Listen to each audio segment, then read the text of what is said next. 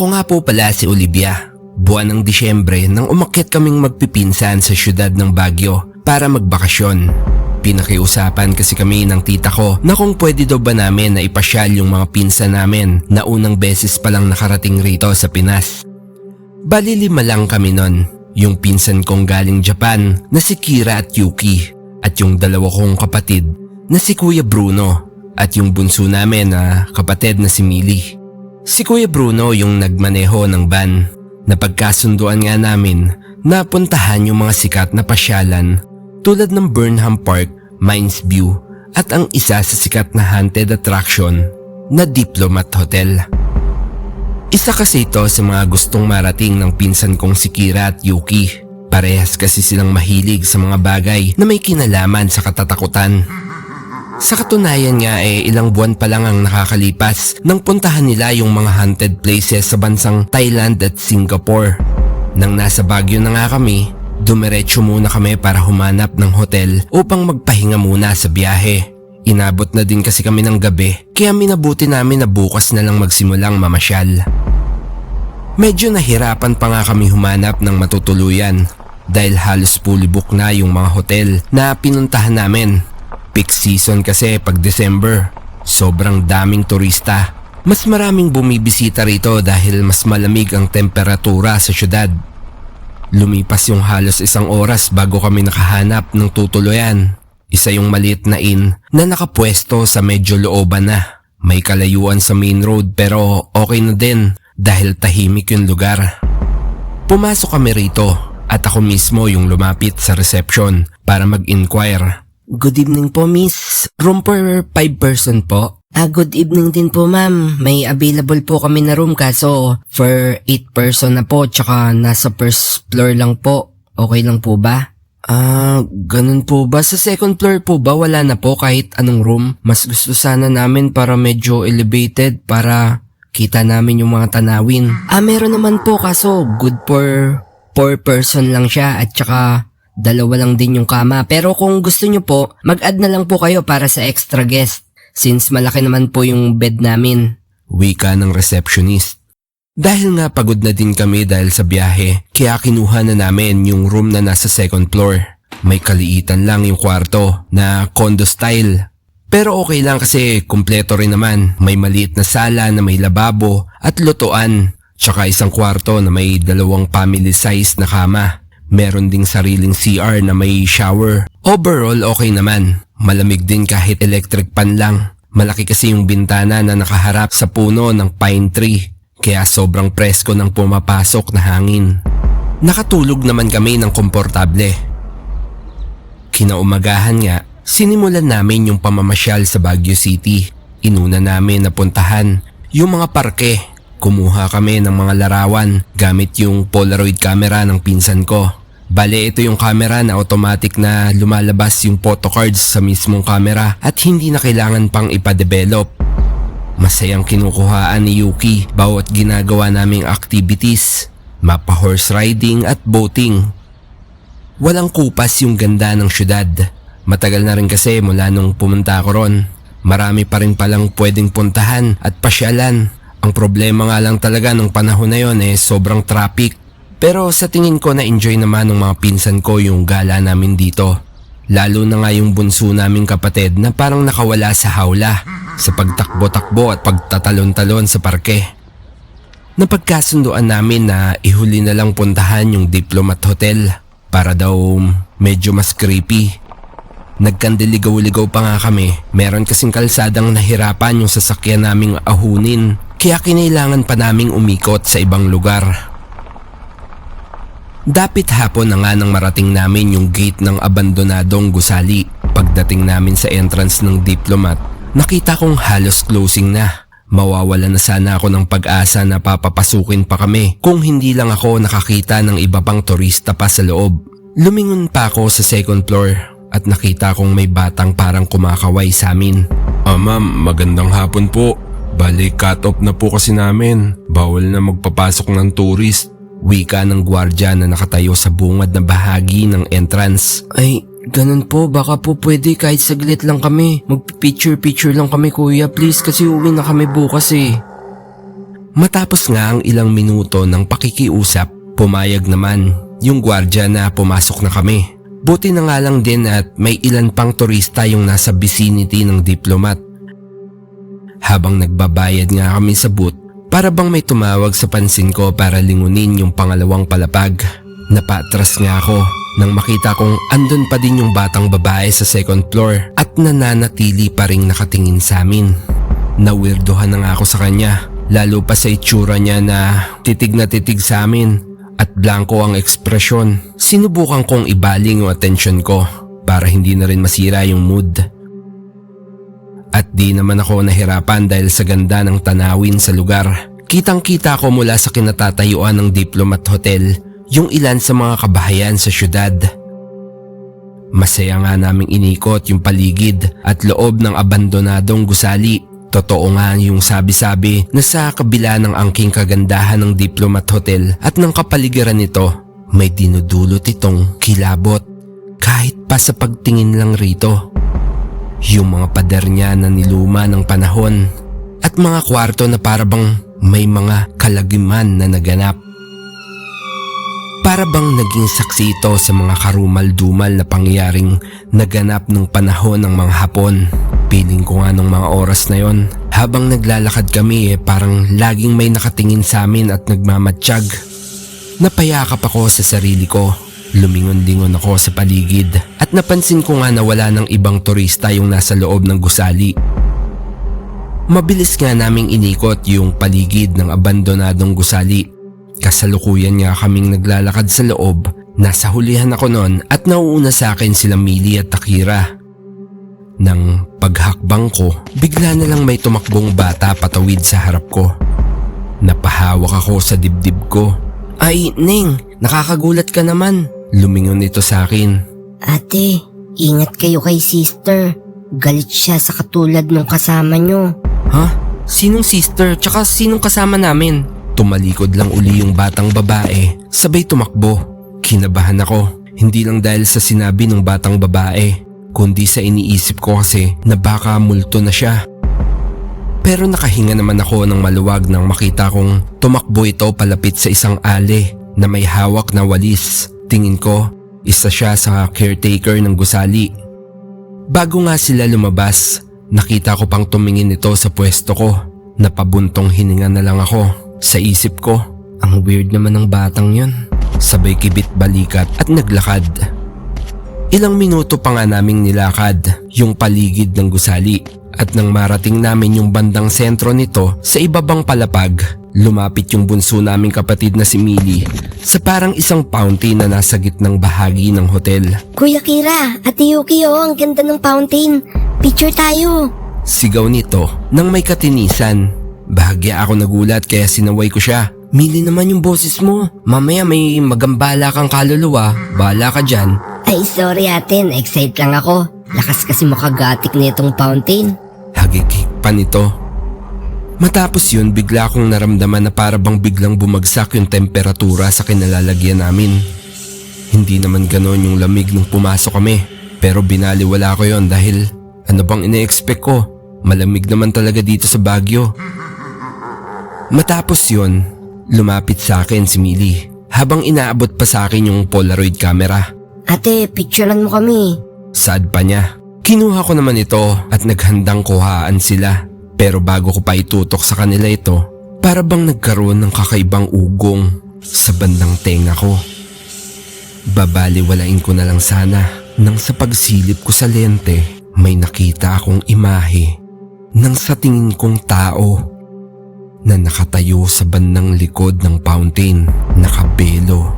Pero hindi ko maaninag yung bandang mukha nito dahil sa pagkakayuko nito. Pero isang bagay ang sigurado ko nung mga oras na yon, isa yung madre. Nakaramdam ako ng matinding kilabot. Tinigil ko yung pagsipat sa kamera at ibinalik ko sa kanila yung paningin ko. Lumingon ako sa likod ng fountain pero sa pagtataka ko, wala namang kahit na sino. Walang madre.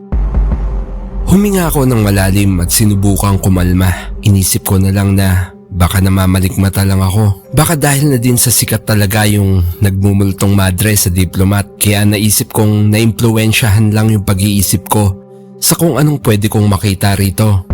Kumbaga, nag-expect ako na makakita, kaya nakakita nga ako. Ate, ang tagal mo naman. Nangangalay na ako mag-posing. Sigaw ni Millie habang natatawa pa sila Kira at Yuki sa kanya. Oo na, ito na, posing ka na nga uli. Wika ko naman. Ibinalik ko nga sa camera yung paningin ko at sinimulang silipin yung lente.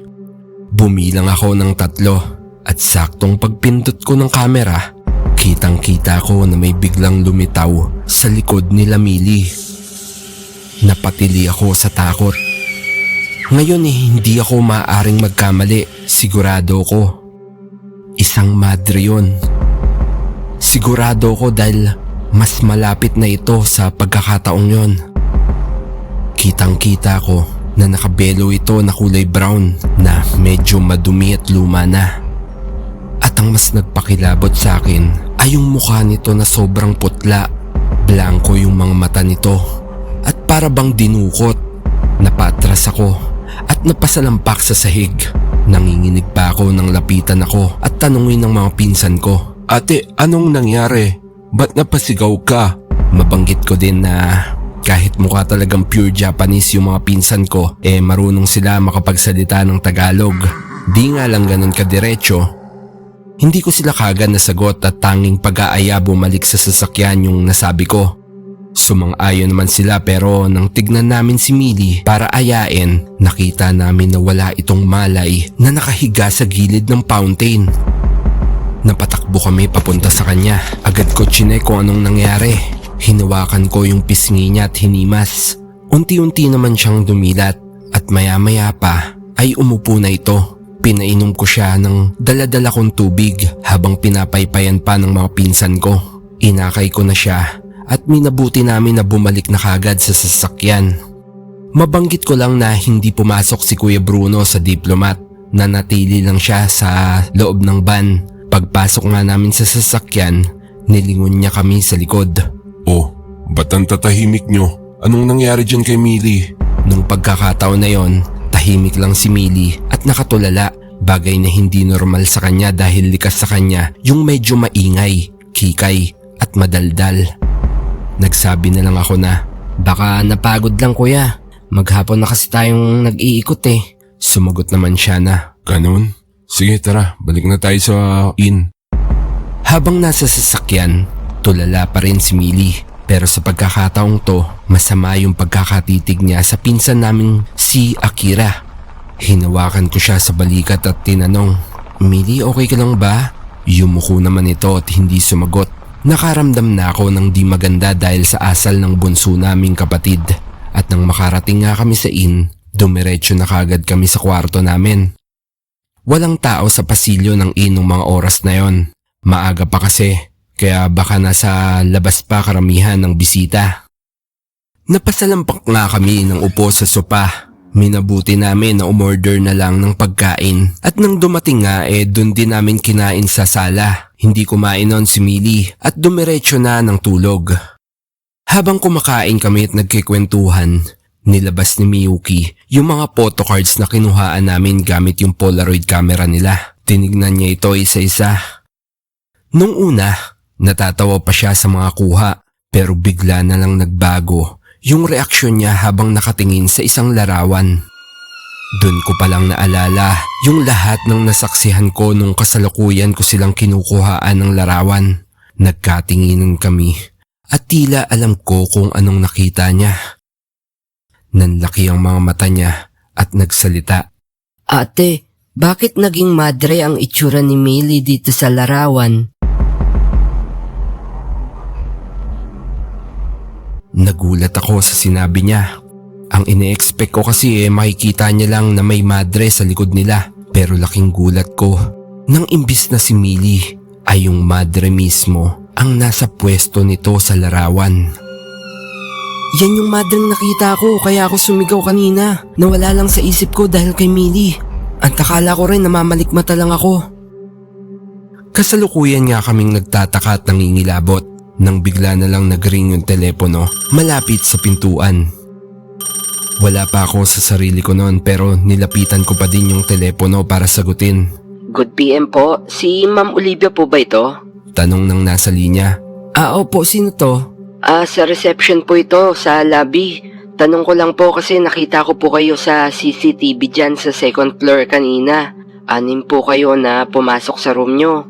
Baka po kasi magalit si manager dahil good for 4 person lang po yung room nyo, 'di ba? Nanlaki yung mata ko sa narinig ko at piling ko lumaki yung ulo ko sa kilabot.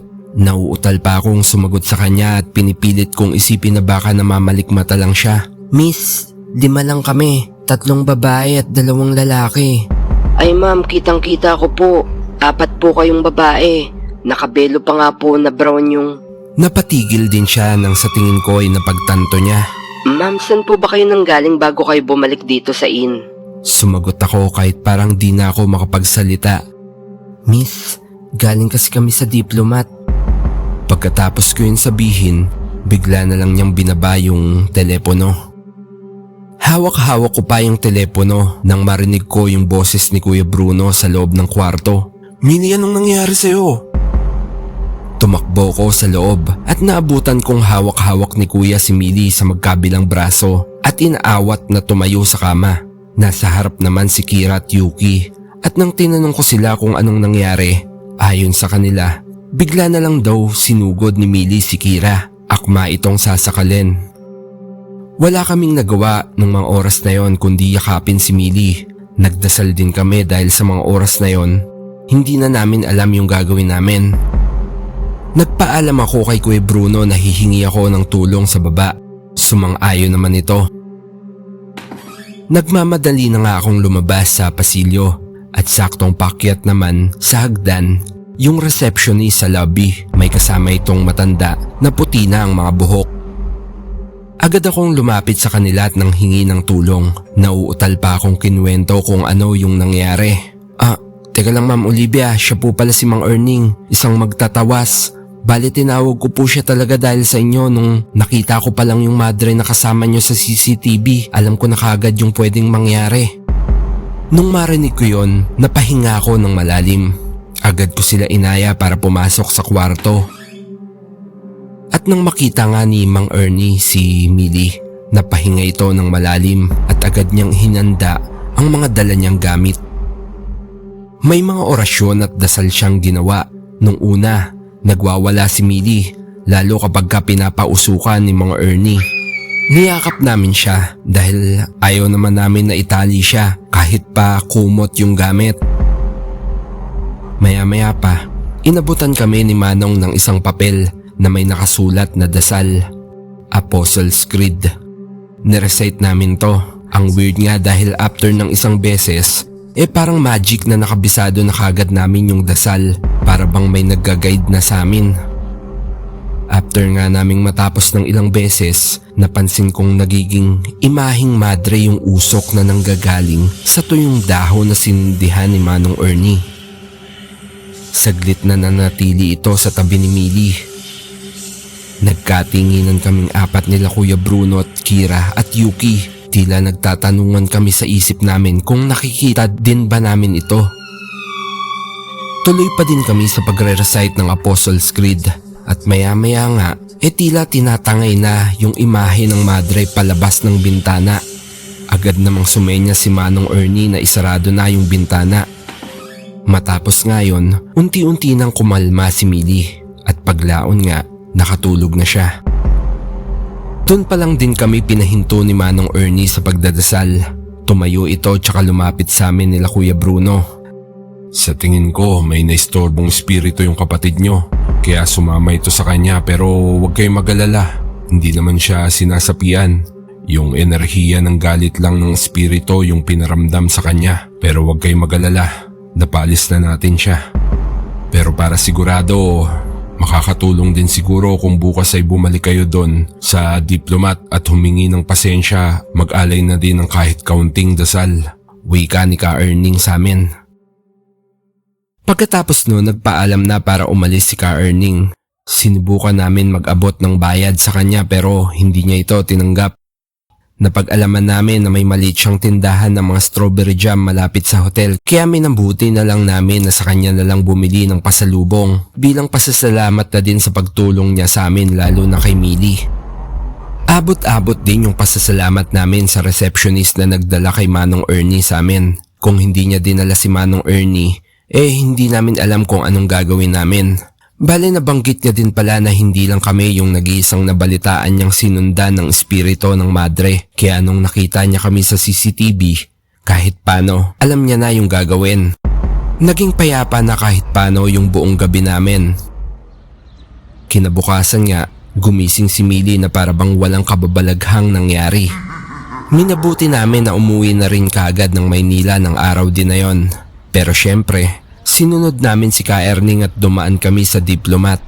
Nag-alay kami ng dasal at humingi na din si Millie ng pasensya sa pagkakaistorbo niya sa di nakikitang nakatira sa abandonadong gusali. Iniwan ko na din yung photocard na nakuhaan namin. Natatakot din kasi ako na baka sumama pa sa amin yung multo ng madre hanggang sa Kamaynilaan.